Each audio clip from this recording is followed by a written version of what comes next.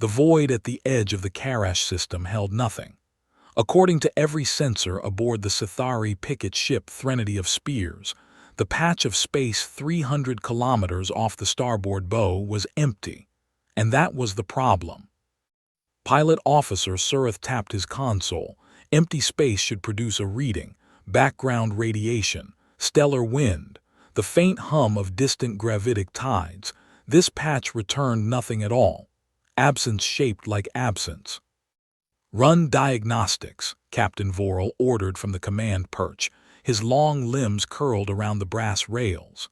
The Sithari were a graceful species, tall and reed-thin, and Vorel wore his command shawl like a man who expected to retire decorated. "If our sensors are failing, we will be the laughter of the fleet." "Diagnostics nominal, Captain. The instruments are working, space itself is." Surith searched for the word.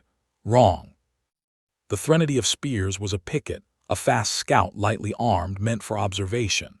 The Karash system was contested space, currently under Sithari Dominion claim despite 3 lesser polities filing protests. One of those protests had come from Earth. The Dominion had filed it under nuisance and forgotten it. Humans were a young species, barely 2 centuries spacefaring by Dominion reckoning. Their navy was a curiosity, their diplomats earnest, their warnings unworthy of council time. "Sir," Surith said, "the absence is growing." Vorel rose from his perch and crossed the narrow bridge. He looked at the screen. The patch of unread space had widened to nearly a kilometer across, then 2, then 4. "What is it?" Vorel demanded. "I do not know." "Hail it." "Hail what, Captain?" Vorel's mandibles clicked, a Sithari expression of unease he did not bother to suppress. "Hail the absence." Surith opened a broadband channel. Standard greetings in 3 trade tongues. The absence offered no reply. It only kept growing, a hole in the fabric of measurable reality, drifting closer with the patient inevitability of a tide coming in. At 8 kilometers across, the absence shimmered. The Sithari bridge crew watched, transfixed, as the empty space began to refuse to be empty. Sensors that had reported nothing now reported too much: mass, energy, structural lattice, drive signatures, weapons emissions, all flooding in at once, as if a curtain had been pulled aside on a stage that had never been empty at all. "Captain," Surith whispered, "mass reading is, it is." "Speak it." 8 million tons, configured for warfare. Vorel's mandibles locked. 8 million tons was not a frigate. It was not a cruiser. It was a capital ship of a class the Dominion's own shipyards struggled to assemble. The shimmer firmed into hull. Long, dark, built in flat planes and harsh angles, painted in matte gray that drank the light of the distant primary. Along its flank, white characters in a script the Sithari had been taught to dismiss as a backwater scribble. Ardent Vow. Beneath that, in smaller script, Terran Unified Navy. The Threnody of Spears had been built for observation, but it carried a standard weapons load. Surith's hand hovered over the alert. Vorel did not speak the order. He did not yet know what kind of order was needed. The Dominion picket's communications array chirped, "Incoming transmission, voice only."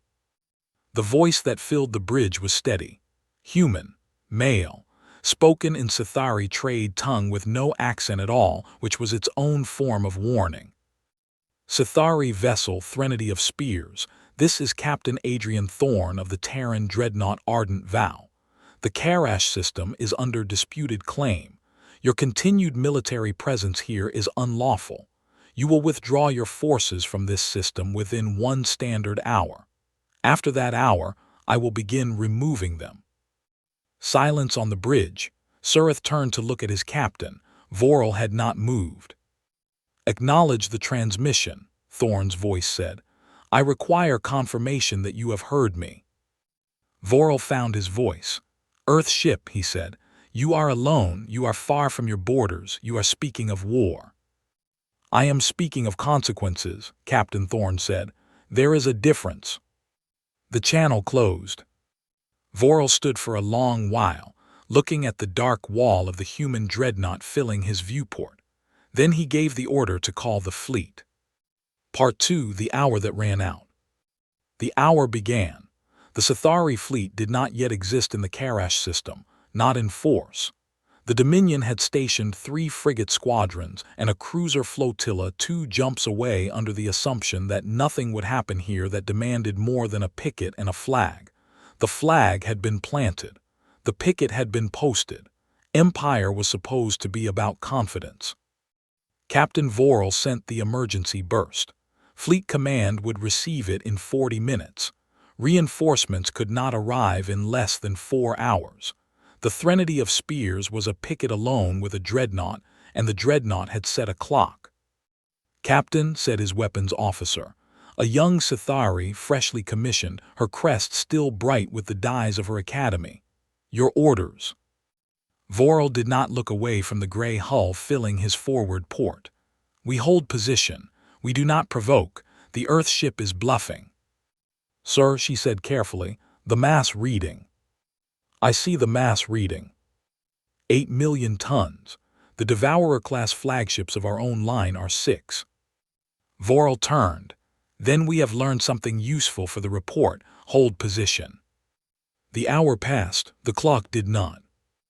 The galaxy had learned, over 3 centuries of cataloging the species of the local arm, certain truths about humans. Humans were short-lived. Humans were emotional. Humans were divided into many feuding polities and could rarely agree on anything. Humans had only recently mastered fold drives. Humans built ships, yes, but the ships were small, their weapons modest, their armor thin. The Sithari Dominion had observed them politely and dismissed them firmly. The Sithari Dominion had never seen the dark side of an entire civilization that had been listening to the polite dismissal and writing it down. In the final minute of the hour, Captain Vorel ordered weapons to stand by. He did not order them to fire. He was not a fool. He had served 30 years in the Dominion fleet and had seen too many empires fall to know that the loud chest beating of small ships in the face of unknowns was the briefest of careers. He waited. The hour expired. The Ardent Vow's broadband opened. Captain Thorne's voice returned, the same steady tone. "The hour has passed. I see your forces have not withdrawn. I will now begin removing them.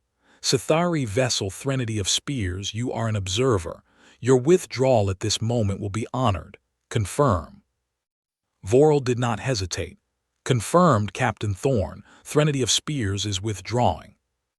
"Acknowledged. Safe transit." The picket turned and ran. Sureth was screaming the engine to full burn before the order had fully left Vorel's mouth. The bridge crew watched their rear sensors with the unblinking focus of those who understood that survival now depended on distance. They had been clear of the system for 18 minutes when the first Sithari cruiser flotilla arrived. It arrived in formation. 6 warships under the command of flotilla Captain Veshanthi, an officer of the old school who had received Vorel's burst transmission and decided that the proper response was not caution but immediate force projection. Veshanthi had read the report of an Earthship in Dominion space and had laughed. He brought his flotilla into Karash at battle stations, with weapons charged, and he opened a channel to the human dreadnought before he even cleared his exit signature. "Earth Captain," Veshanthi announced. "I am Flotilla Captain Veshanthi of the Dominion Fleet.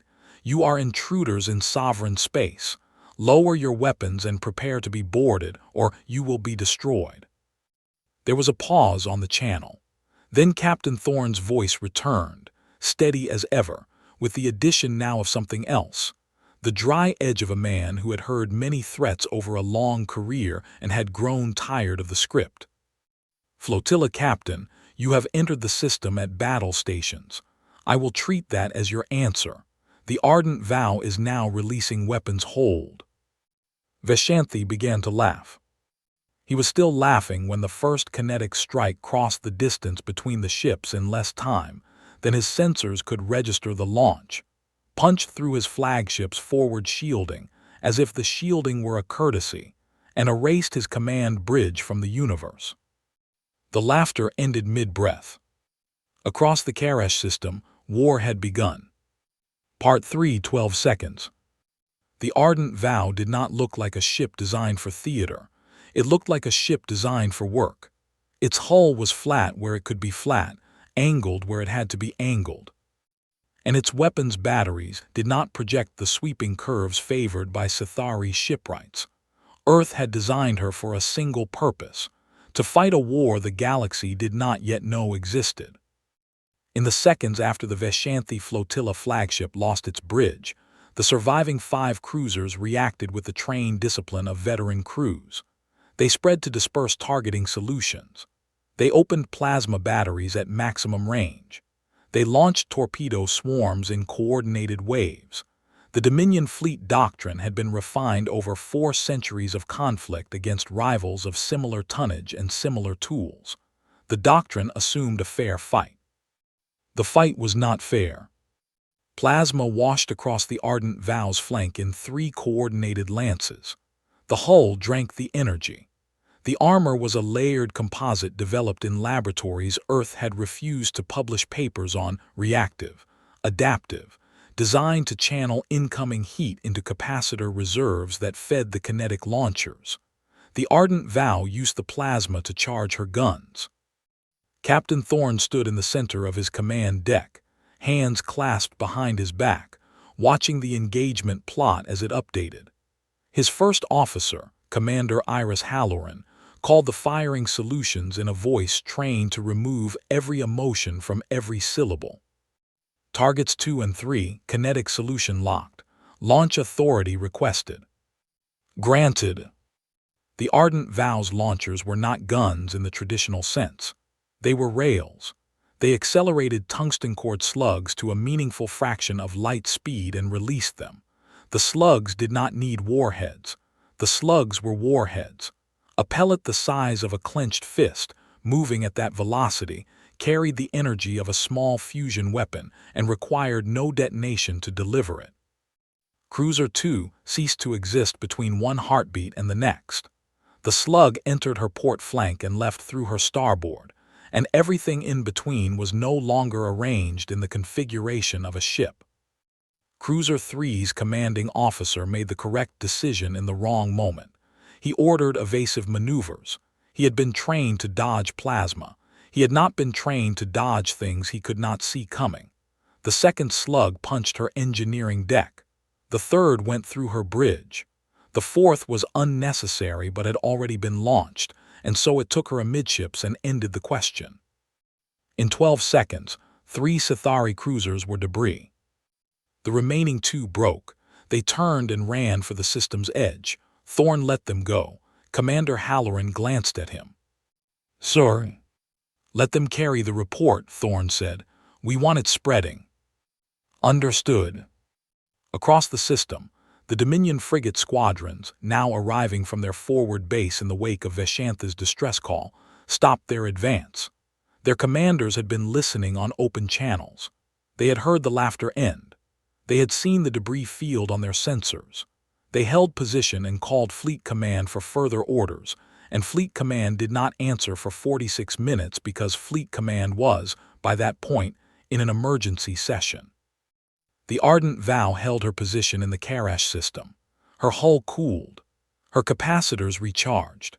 Her crew, 2,000 strong, moved through their stations with the discipline of people who had trained for this engagement and were aware, with quiet pride, that they had not yet been required to use any of the harder tools available to them. In the command deck, Thorne turned to Commander Halloran. "Status of the cloak." "Stable, sir. Ready to redeploy on order." "Hold us decloaked. The galaxy needs to see the ship that did this." Halloran nodded, and the others. "They wait. They've been waiting for years. A little longer won't hurt them." In the Sithari capital, 3 star systems away, a senior intelligence officer was being shown a captured visual of the Ardent Vow's hull markings.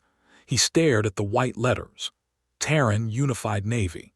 He had read every report the Dominion had ever filed on the human polity. None of them had mentioned a navy of this scale. None of them had mentioned a navy at all in the operational sense. He picked up his secure line. "Get me the council," he said. "Get me the council now." Part 4. The warning finally heard.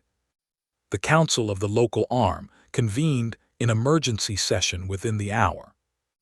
It had been convened in emergency session 3 times in its 4-century history, once for the Voraxian plague, once for the collapse of the Drelftha trade routes, and now for the 3rd time because of a single ship that should not have existed. The chamber was a wide amphitheater of pale stone, ringed by the delegations of the 11 recognized member polities. The Sithari Dominion occupied the largest gallery, as befit the dominant naval power of the region.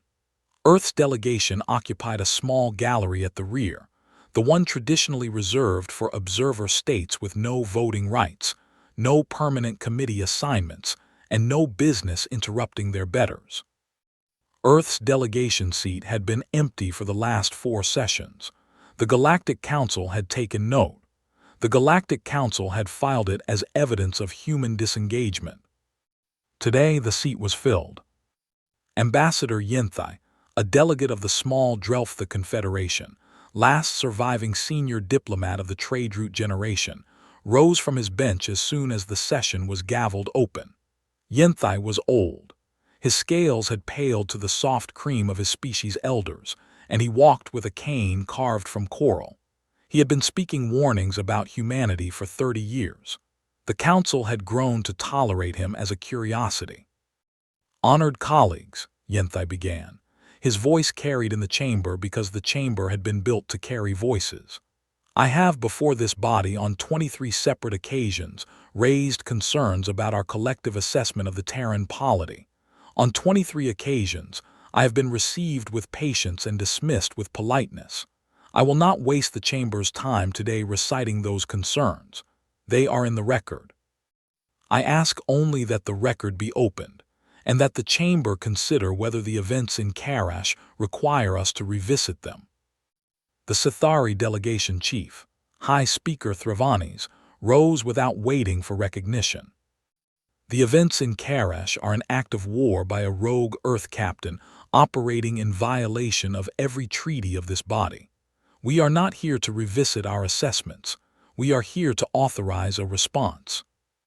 "Speaker Thravanes," Yenthai said, "before you authorize the response, I would ask you to consider what response is possible."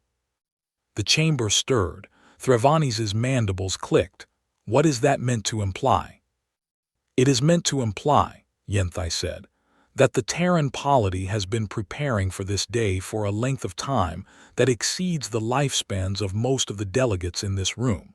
I would advise the chamber to listen before it acts." He sat down. In the rear gallery, the human ambassador rose. Her name was Myra Voss. She was a small woman by human reckoning, with iron-gray hair cut blunt at her shoulders, and she wore a dark suit that bore no markings of rank. She had served in the Earth Diplomatic Corps for 31 years. The council had met her exactly 4 times. They had not retained her name. "I would like to address the chamber," she said. "You are an observer," Thravanes snapped. "You have no speaking privileges in an emergency session." "Speaker Thravanes," Voss said, "you may make that ruling. I would only point out, in the interest of accurate record-keeping, that the Ardent Vow is one of 100 ships of her class currently deployed throughout this council's territory. The others are not in Karash. The others are in your supply depots. The others are at the staging yards of Threv Prime. The others are above the homeworlds of every delegation represented in this room." The chamber went still in a way that no rhetoric had achieved in 4 centuries. Voss waited a measured moment. "They are not yet decloaked," she said. "Captain Thorne is the only one of his peers with current orders to be visible. Whether the others remain in concealment is a question the council will answer in the next 10 minutes." She sat down. Thravanes stared at the human ambassador. Then he looked at Yenthai. Then he looked at the human delegation seat with the recognition of a man seeing a room he had walked past for years. Behind him, his communications aide leaned in and whispered. The intelligence officer's report had arrived. Threvani's read it. His mandibles did not click. They stilled. Part 5. Decloak Order. The council session did not so much continue as collapse. For 10 minutes, no delegation spoke with confidence. The Sithari aide's report passed from hand to hand. Other intelligence chiefs were summoned from their offices and brought into the chamber. Their reports overlapped. Their reports confirmed each other. Across Dominion-controlled space, anomalous mass readings had appeared in the orbital approaches of 14 major systems within the last 6 hours. Local commanders had filed the readings as sensor faults. The faults had not cleared. Ambassador Voss watched in silence. Yinthai watched her. Threvani stared at his slate. Grand Admiral Vectassel was not in the chamber.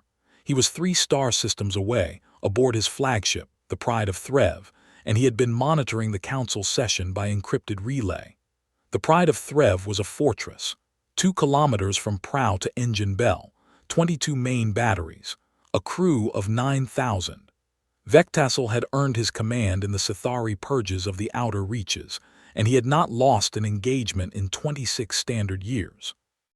He listened to Ambassador Voss's statement a second time, played from the council relay. He listened to the report from intelligence. He listened to the recordings of Captain Thorne's transmissions. Then he keyed his command channel. All Dominion battle groups, he said. Full mobilization. Target Karash system. Target the Earth Dreadnought Ardent Vow. We will be in jump range within 4 hours. There will be no negotiations. There will be no acceptance of surrender from the Earth vessel or her crew. Vectassel out. Across 43 star systems, the Sithari Dominion fleet woke from peace. In Karash, the Ardent Vow's sensors registered the movements within minutes. Long-range arrays designed for exactly this scenario tracked drive signatures across light years. Commander Halloran brought the data to Captain Thorne. 62 capital ships and counting, sir. Multiple battle groups converging. Estimated time to system entry, 3 hours 40 minutes. Thorne nodded. He had expected this. The decloaking of the Ardent Vow had been a calculated provocation, a stone dropped in a pond to see how high the water would rise. The water had risen as high as Earth had hoped it would. Open the encrypted relay to High Command. Channel open, sir. Thorne lifted his eyes to the small black lens of the relay camera. This is Captain Adrian Thorne, Ardent Vow. The Dominion has committed to full mobilization. I am formally requesting the decloak order across all sister vessels. The window is now. There was a brief pause as the message traveled the long, secure path back to Earth. The reply came in the form of a recorded voice, Fleet Admiral Ivan Pereira, whose career had been spent building the very moment now unfolding. Captain Thorne, the decloak order is confirmed. All ships of the Vow class are released to operational mode. Stand to your duties. Earth stands with you. The channel closed. Across the Dominion's empire, in orbits above 14 major systems and the staging yards of 6 fleet bases, the universe shifted. Ships materialized. They did not appear all at once. They appeared in a pattern, a deliberate, choreographed cascade, calibrated to be seen, calibrated to terrify. Above the Sithari homeworld of Threv Prime, the Earth Dreadnought Persistence decloaked at high orbital station, her gun ports already open. Above the Dominion's primary fleet base at Vesh, the Dreadnought Iron Argument decloaked between 2 anchored battlecruisers, her shadow falling across the bases below. Above Vectassel's personal estate world, the Dreadnought Patience rewarded decloaked at 500 kilometers and held position. Civilian populations across the Dominion looked up at their skis and saw gray dreadnoughts where there had been empty heavens. The panic was as planned. In the council chamber, Threvani's received the reports in real time. He read them. He set his slate down with the careful movements of a man whose hands had begun to shake. He looked across the chamber at Ambassador Voss. "What do you want?" he asked. The arrogance had gone from his voice. What remained was the simple practical question of a man trying to save what could be saved. Voss stood again. "We want," she said, "to be seen." Part 6. The Reckoning in Open Sky. The battles did not begin where the Council expected them to begin. Grand Admiral Vectassel had ordered his fleet to converge on Karash. He had assumed Karash was where the engagement would be fought. He had assumed wrong. While his battle groups burned toward the contested system at maximum sustainable acceleration, the Earth dreadnoughts above his fleet bases acted. They had not been positioned for show. They had been positioned for work. Above Vesh, the Iron Argument opened her batteries on the anchored Sithari capital ships. Anchored vessels with cold drives and empty magazines did not respond well to kinetic strikes. The Vesh fleet base lost 40% of its tonnage in the first 9 minutes. Above Threv Prime, the Persistence did not fire on the homeworld. Earth had been clear with her captains on the matter of civilian centers, but she did fire on the orbital defense platforms ringing the planet. The platforms had been built to repel invasions of an earlier era and had not been refitted in 8 decades. They came apart in clean breaks. Across 14 systems, the pattern repeated. Earth ships, decloaked in positions chosen years in advance, hit military targets that had been cataloged in detail by long-running infiltration programs no Dominion counterintelligence agency had detected. The Dominion's mobilization order had drawn the warships out of their bases and sent them toward Karash. Earth was now methodically destroying what had been left behind. In the council chamber, Ambassador Voss watched the reports come in. She did not gloat. She did not speak. She had said what she had come to say. Yenthai sat beside her at the rear gallery. He had moved there in the chaos, and no one had stopped him. "Ambassador," he said quietly, "I had hoped to be wrong." "I know," Voss said. "I read your transcripts. They were generous to us, more generous than we deserved." "You deserved warning," Yenthai said. "The galaxy denied it to you."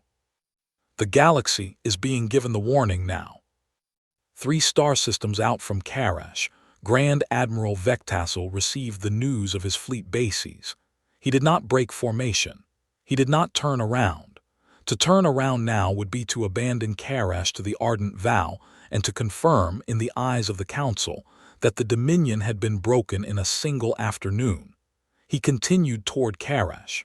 He chose to bet his career on a single engagement. He arrived in the system with 62 capital ships. The Ardent Vow was waiting. She was not alone. While the Dominion battle groups had burned toward Karash, 3 additional Earth dreadnoughts had decloaked at the system's outer edges. They had been there the entire time.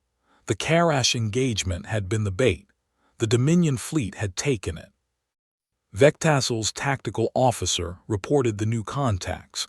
The Grand Admiral's mandibles did not click. He had passed beyond such gestures. "Form battle line," he said. "Engage the central dreadnought. We end this with our weight." The Sithari capital ships were not weak. Their plasma weapons were among the most refined in the local arm. Their armor was thick. Their crews were experienced. In any equitable contest, 62 against 4 would have been a near-certain victory. The contest was not equitable. Earth had designed her ships in private, in shipyards hidden inside hollowed asteroids and behind the bulk of gas giants, under the cover of 3 centuries of being underestimated. She had built her weapons to a specification the galaxy had never been allowed to read.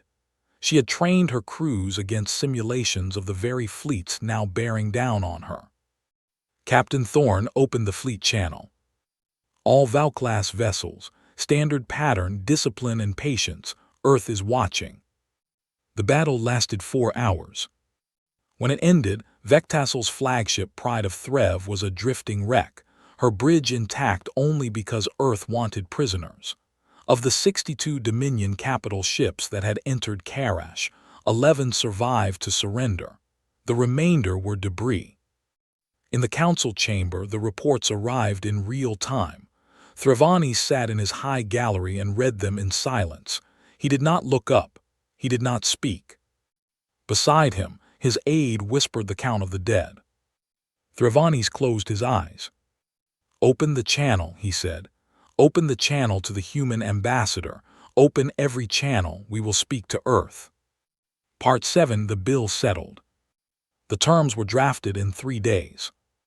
The Galactic Council, which had spent 4 centuries refining the procedures by which it conducted its business, found itself revising its rules of order in real time to accommodate the presence of a delegation that had, the day before, been classified as an observer.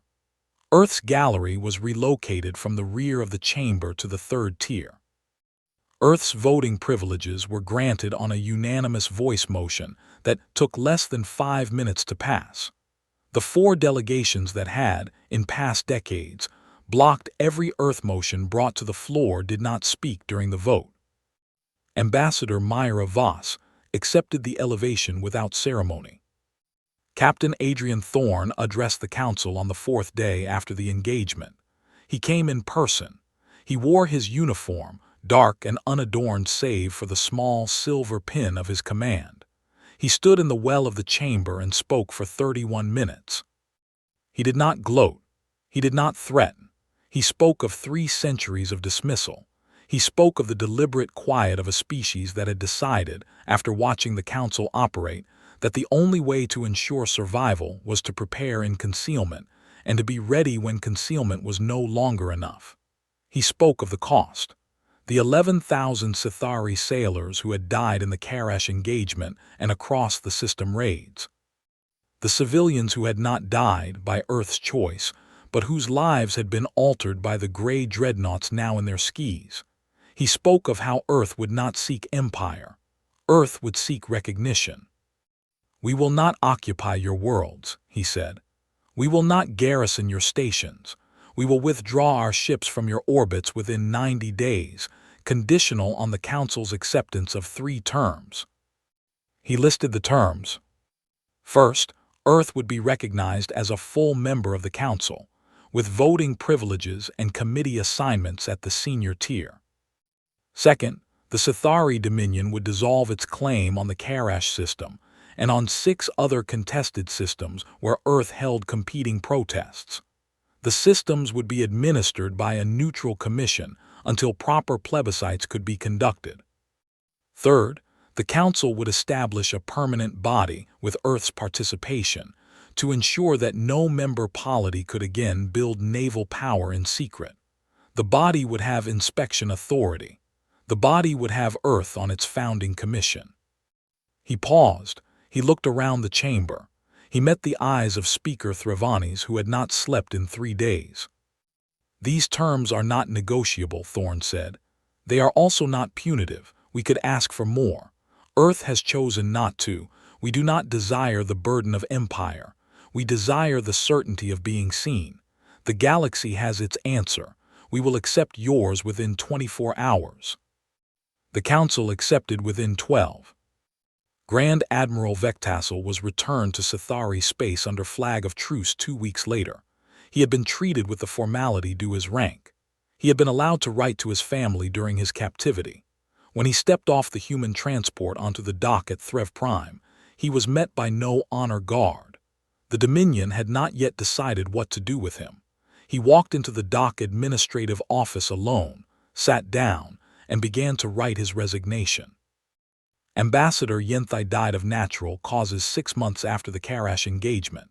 He had been 93 Drelfth years old.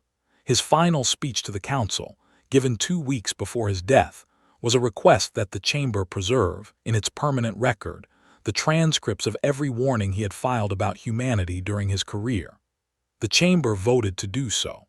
The transcripts now form the opening text of the Council's standing curriculum on the consequences of dismissive diplomacy. Captain Thorne returned to his ship. The Ardent Vow did not stay in the Karash system.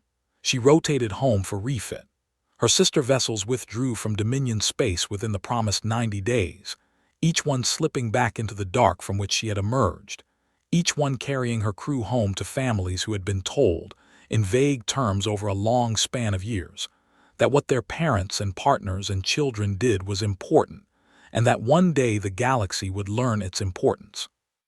The galaxy had learned. On a small green hill outside the city of Geneva, 3 years later, a girl of 9 stood with her grandfather and watched a transport ship rise from the spaceport at the foot of the valley. The transport was a civilian craft. It bore the markings of a passenger line. It carried tourists, traders, and students bound for half a dozen worlds across what had once been Dominion territory and was now neutral common space. The girl pointed. "Where is that one going, Grandpa?" The old man, who had served on the Ardent Vow as a young engineer, who had been on her command deck the day she decloaked in Karash, watched the transport climb into the blue. "Anywhere it wants to," he said. The girl smiled and lifted her face to the sky. Above her, in the high reach of the atmosphere, the daylight was bright and clear and full of the long roads humanity had earned. The galaxy had paid the price of ignorance. The bill at last was settled. The end.